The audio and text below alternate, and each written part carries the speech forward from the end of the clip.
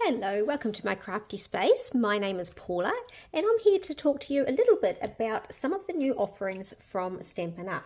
So this week I really wanted to look into in colours. In colours are a special little group of 5 colours that come at the start of an annual catalogue cycle, and we get to have these colours for 2 years, which is really awesome because we get to explore them both as a solid colour with our cardstock and our inks, but we get to see these colours become embedded into a lot of our pattern designer series paper as well. So it's a really good time at the start of the period of the cycle to get familiar with those colours that are coming and their combinations and how they can work well with the rest of the colour range in Stampin' Up, because colour really makes an impact at the end of the day with your project. So as you can see here, here's a little sampling of some of the different aspects that come in these 5 new colours. So I have got the 5 ink pads here. I'll talk about cloud cover ink in a minute because there's something a little different with that this year. I have got the Stampin Write markers, which have got all 5, actually didn't have that one in there, all 5 colours in a Stampin Write format. So this is exactly the same ink that's in our ink pads, but it comes as a pen, and one end of the pen has got a brush tip, so it's more that sort of fine for calligraphy type writing or colouring, and the other end is more of a bullet point, 0.5mm bullet point. So you can do journaling or you can do little doodling and things like that with this point. There is a lot of ways of using this to supplement the need for ink, and we're going to talk a little bit about that this month. Other things that come in the range, we do have these beautiful, they're called little flat pearls, and they've got all the different colours of the ink colours in those. And I haven't yet got them in my hot little hands because it wasn't in the pre-order time. But there is also a designer series paper that is designed exclusively around the colours. And that's this one here on page 121 of our brand new core annual catalogue. So this one has got 40 sheets of 6x6 paper. There's 2 different designs that are in each of the different colours. So there's 4 pieces of paper in one design, 4 pieces in another design. So that's 8 sheets per colour. So these colours look beautiful, as you can see, with a little bit of a patterning to them too. Now what I'm offering for the month of May only is a little starter pack called my In Colour Club Starter Pack, and you can get this in May. You get a value of at least $85. It's going to cost you $65. You get a sampling of those 5 colours in the form of the set of Stampin' Write markers, the In Colour Flat Pearls, a whole set of those, and that DSP, the designer series paper. You get half a pack of that, so you'll get 4 sheets of each of those different colours to get started with. So that's a really good way to start, but what's the bonus is that I'm also giving you a little inspiration sheet which will show you some ideas on how to use your supplies to create some fun projects. So that is what I've got on offer in May, and it's a good way to get started with colour therapy and just enjoy these vibrant new colours. What's your favourite? There's obviously a lovely pink. This pink is called Strawberry Slush, and then we've got a orange, which you could almost think is a clash, but they're actually a really good combo together. This is Timid Tiger. We have a yellow, which pulls in any sort of shade. It's kind of a cool neutral, a very bright neutral yellow, I find, but you don't need a lot of it on a project to make it pop. And this one's called Darling Duckling. Do you love the alliteration with all these stamps? And then, of course, we've got a couple of blues. So we've got this lovely Secret Sea. Now, this is my absolute favourite. It is definitely a deep inky colour, inky blue colour, so sort of like that midnight feel rather than a navy. A navy has a bit more genuine blue in it. So this is a lovely neutral to have. And then we've got this gorgeous colour which is called Cloud Cover, and it's almost a bit like a grey blue. Now, we've had a few issues with this colour in the ink format. So this particular ink, I'm lucky to have my hands on it because I was a demonstrator over at the Onstage in Brisbane, which is a demonstrator-only fun convention event, which I really enjoyed. And they sent me this in advance. We are having trouble with the quality for it to keep the colour it's meant to be. So it actually starts going more and more grey over time. So we're not going to offer this full ink-sized version of Cloud Cover because of that reaction in this particular format, but you can get the cloud cover as ink by purchasing a Stampin' Spot and the re-inker, and just keep using those. Those are those tiny little little square ink pads. So that is the way you'll need to go forth if you'd like to get that ink of cloud cover.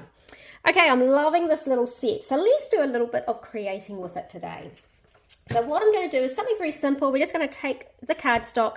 We're going to take a little simple stamp. Now this one I'm really pleased to see has come back. This was in our latest seasonal catalogue, and it was actually a stamp set that was designed by one of our demonstrators who was a $1 Million Achiever. Her name was Julie Davison. So it's on page 37 of our returning favourites stamps, and these are our more simple, really good for beginner type stamps, just everyday use type stamps. And I love this one purely because we've got these nice big titles, great for your cards, but also a really nice title on a scrapbooking page. But we've also got these 5 different icons, which are really neat, solid shapes. And because there's 5, I thought that's perfect for showing off the 5 colours of in colours this year. So we're going to use that little stamp. I'm also going to use the embossing folder, the corrugated 3D embossing folder. I've absolutely loved this folder. It is such a neat impression and just gives a little bit of interest to a plain cardstock base. As I haven't got any of the designer series paper, we are just keeping solid, but we're going to use the stamp and the embossing folder just to give us a little bit of interest. Okay, so let's just pull in a sheet of A4 cardstock. Now A4 cardstock, for those of you that are scrapbookers, you're probably a bit more familiar using 12 by 12 cardstock and cutting up the different sizes you need or using it as a base for your scrapbooking. A4 is a really good size, and it's actually one I'm using more and more, partly because you get the paper in the thick dyed through version. So it means that when you cut die cuts, you're going to get nice solid images. But it's also a really good size because it can give you card bases just by doing it in half. And it can also be really good for mats, particularly if you're doing more off the page projects or you're doing mini albums or things you need a little bit more structure. This has got a bit more strength to it. Boxes, all those sorts of things. This is a really good type of cardstock to use.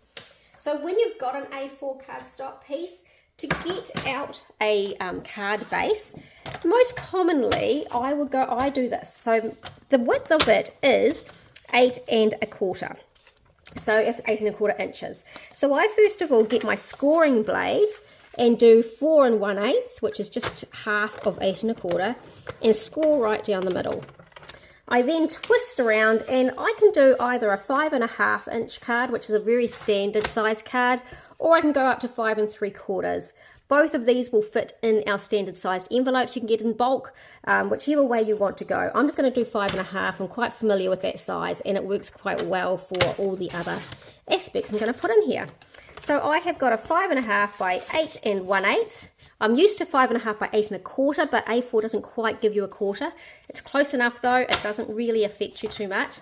Oops, so that's my card base, but I also wanted to cut another piece. Now the other piece is just going to be a slightly smaller one for the front. So of course that would normally be a second card base, but I'm just going to use this piece to cut what I want. So I want to have a 4.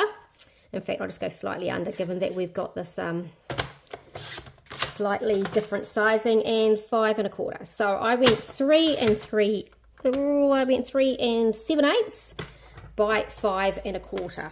And what that's going to be is a nice little piece that will sit inside the other frame, but just with a nice little tiny border around the outside.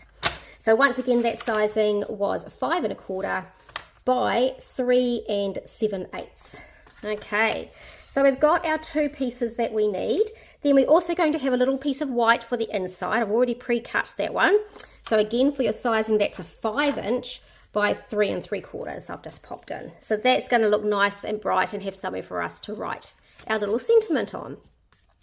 Okay, so the next thing I want to do is cut a little 3 inch by 3 inch piece out of what's remaining of our piece of A4. And I'm going to run this through my embossing folder. This is where I'm going to get a little bit of texture and interest to my card. So I'm just going to race across, I'll pause you and get this embossed. So I've run it through the embossing folder, and when we pull this out, you can see what a stunning effect that gives. Really lovely dimension to a project. So there we go, we've got our base part of our card ready to fly. The next thing we want to do is get our With You in Mind stamp set, and I'm just going to choose an image. So I'm going to choose this little flower because I think yellow sort of like sunflowers or happy days. So I'm going to choose a little flower, and I'm going to use this to create my own patterned background piece.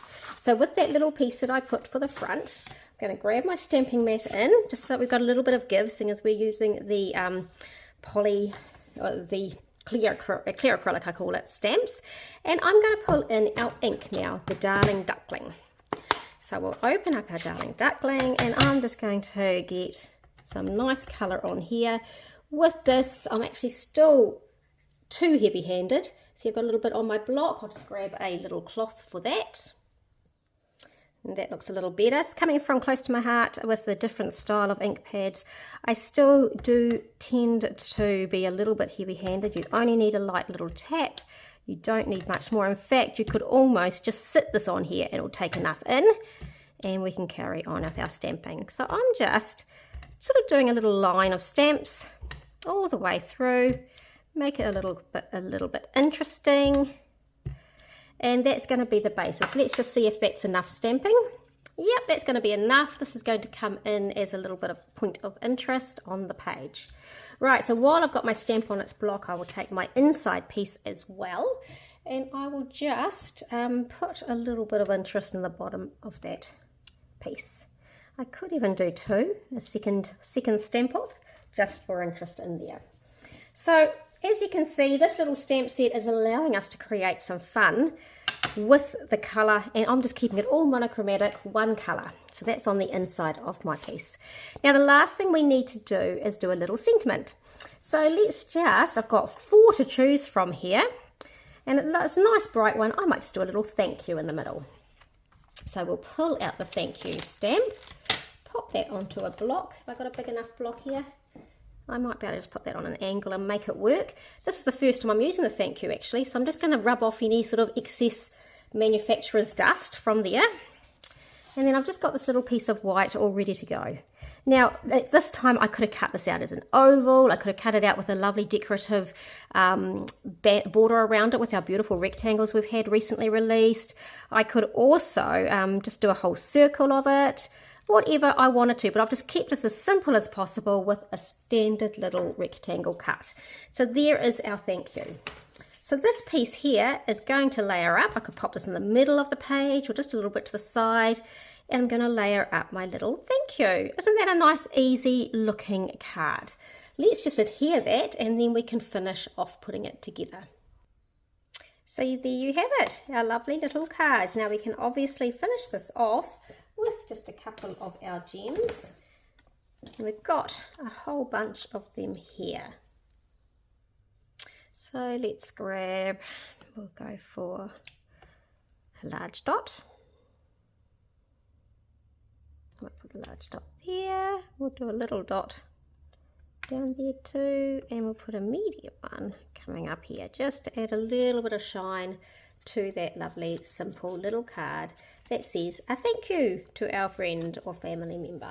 So that's as simple and quick and easy as it is to create a few of these cards. Now if we wanted to do the other colorways, I have just stamped off with that lovely set again some of the other sentiments. So I've got thinking of you, best wishes, there's our cloud cover, there's that secret sea, isn't that gorgeous, happy birthday, and the timid tiger, and that's a lovely orange as well. So I've popped them together, and I have done the card bases already with some of these other colors.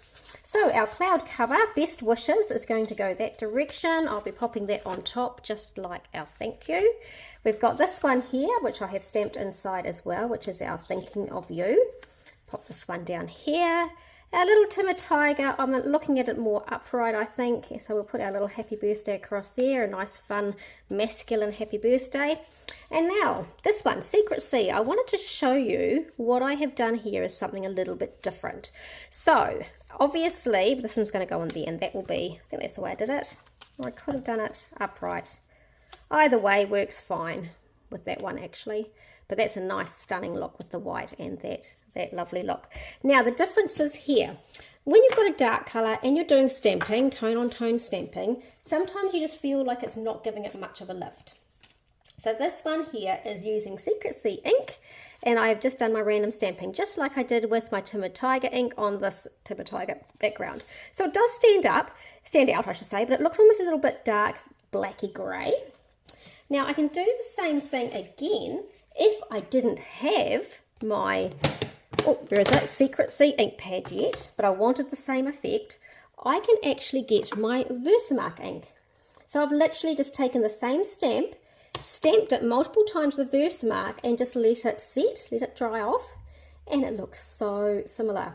So that's one little trick. If you don't have the ink of the colour that you're using, you can just use your Versamark ink to do that sort of like watercolour effect, or what would you call it, water-based colour. Now what you can also do with the Versamark, of course, is sprinkle on some embossing powder, and I've sprinkled on clear embossing powder over this one. So I did exactly the same as that, but before it dried off, I sprinkled some embossing powder and then heat set it, and that gives us that lovely shine. So it's a little bit more of a fancy piece of paper that we've created. And another alternative, if you don't have the right colour ink, aside from Versamark, is to bring out a white ink. Now I haven't got the Stampin' Up white ink here at the moment. I'm still using up my Close to My Heart one. But the white ink, pigment ink on the Secrecy, again, looks really stunning. So when you're going with a darker colour, you've got a lot of options to create the similar effect, but without needing the actual ink pad. So isn't that kind of fun? So that's our little set of cards today. Of course, all of these will need to have their embellishments put on. So let me just finish them off so you can see the final product. So there you have it. There is our 5 different ink colours looking really smart in a nice simple card.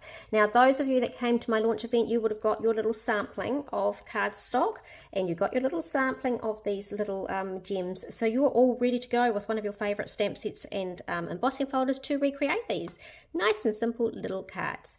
Now one other thing I wanted to remind you is that if you don't have the inks, but you do have the Stampin' Write markers, we can simply get our little image that is on our block, our stamped image, and we can take the brush tip end, and using the side of it, we can just go on here and colour, oops, I should do it in camera, colour in our little stamp.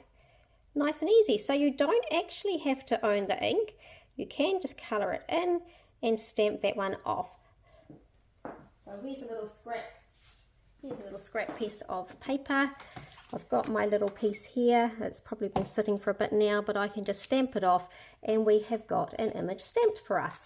So once again, you do not need to always own the inks. You can bring in some other inks that you may have in your stash, or get your hands on these Stampin' Write markers. A really easy way of getting the colour into your little supplies. And of course, you can always get your little lid, use your brush tip end and do a bit of splattering around your image as well, just to add a little bit of something extra and special around your image using the Stampin' Write marker. So don't forget, there is a great little starter kit available to you if you'd like to join in the fun during the month and recreate some of these creations that you can purchase by getting in touch with me directly. So that's the In Colour Club, and it's a starter pack for the May. Thanks for watching, guys. I hope that's given you a little bit of inspiration. I'm going to enjoy gifting away these lovely cards to some lucky people this month. Thanks very much. See you.